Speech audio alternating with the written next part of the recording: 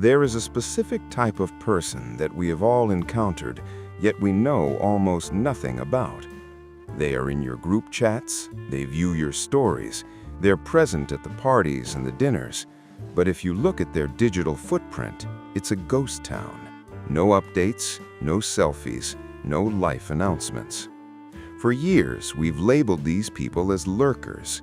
We assume they are shy, boring, or perhaps just socially anxious. We pity them because they seem invisible in a world that equates visibility with success. But what if we have it completely backward? What if that silence isn't a sign of fear, but a sign of power? Welcome to the psychology of the non-poster.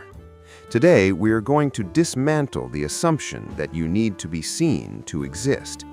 We are going to explore why the people who post the least might actually be the ones living the most, and how reclaiming your anonymity might be the single best thing you can do for your mental health. To understand the power of silence, we first have to understand the trap of noise. We are currently living through an era of performative existence. In the past, human communication was transactional or intimate. You told a story to convey information or to bond with a friend. Today, communication is a broadcast. This shift has created a psychological phenomenon known as the audience effect. When you know you are being watched, your behavior changes. You don't just eat dinner, you stage it. You don't just experience a sunset, you frame it. This creates a subconscious fracture in the human psyche.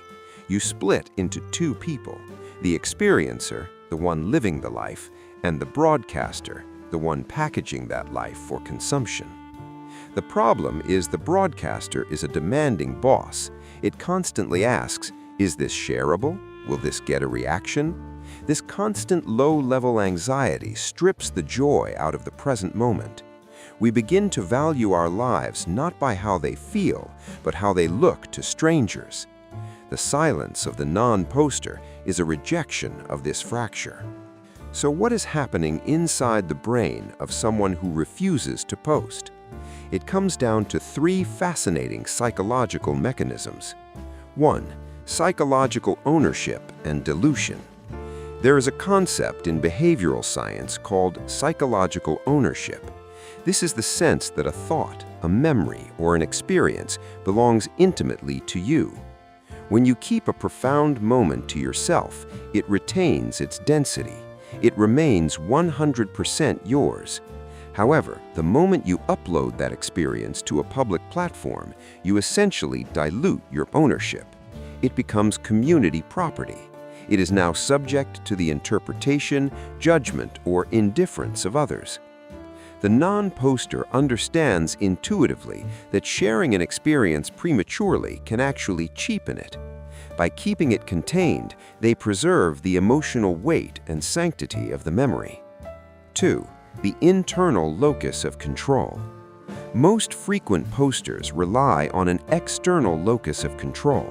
This means their self-esteem fluctuates based on outside factors, likes, comments, views.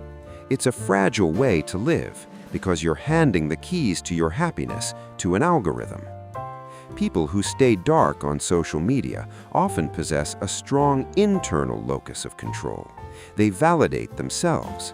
They know they had a good day. They don't need a digital graph to prove it. This autonomy makes them incredibly resilient against anxiety and depression because their self-worth isn't up for negotiation. 3. Resisting the dopamine loop. Every notification is a hit of dopamine, the neurotransmitter associated with reward and anticipation. The platform is engineered to turn you into a Pavlovian dog, salivating for the bell. Choosing not to post is an act of neurological discipline. It is the ability to bypass the short-term high of instant validation for the long-term satisfaction of genuine contentment. It is not that these people are boring, it's that they are not addicted to the cheap applause of the internet. Let's look at this through a story. Let's talk about a guy named Alex. Alex was a typical optimizer. If he went for a run, it had to be on Strava. If he read a book, it went on Goodreads. If he traveled, it went on Instagram. His life looked incredible on paper, but internally, Alex felt hollow. He felt like a social media manager for a celebrity that didn't exist.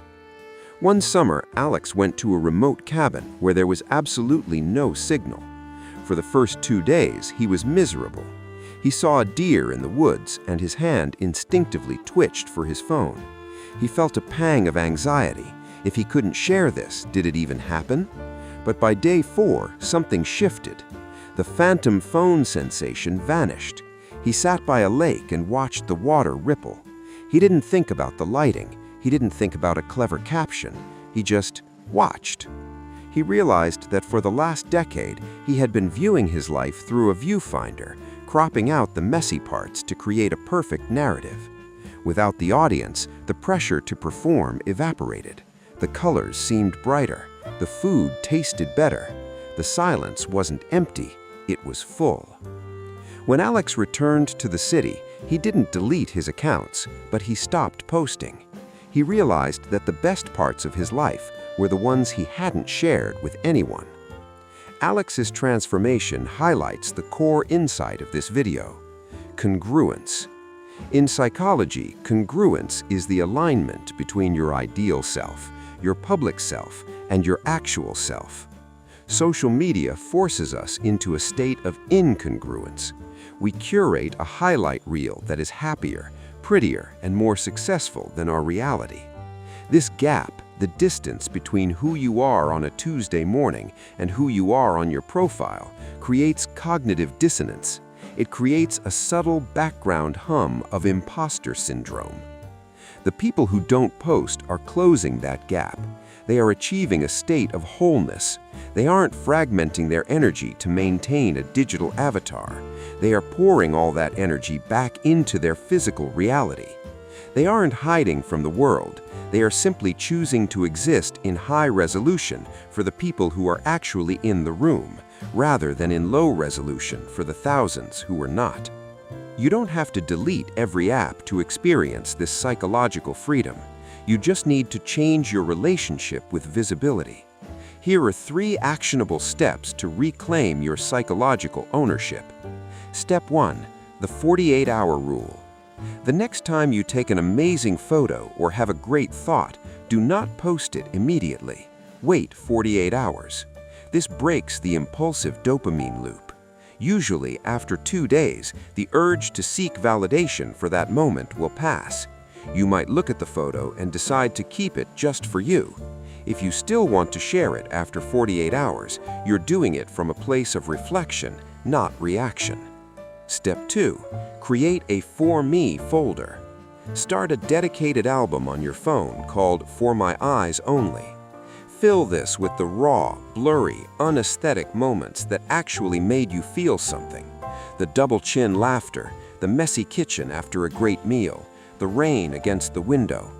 Train your brain to capture memories for the sake of remembering, not for the sake of performing. When you look back at this folder in a year, you will feel a depth of emotion that your curated feed can never provide. Step 3. Intentional invisibility. Choose one aspect of your life to take completely offline. Maybe it's your relationship, your fitness journey, or your creative hobbies. Make a pact with yourself that this specific area is a zero broadcast zone. By keeping one area of your life strictly private, you create a sanctuary. You create a space where you can make mistakes, be imperfect, and grow without the weight of an audience. In a world that screams, "Look at me," there is a quiet rebellion in saying, "I know who I am, and that is enough." Becoming invisible online doesn't mean you disappear. It means you become solid. You become real. You trade the width of a digital network for the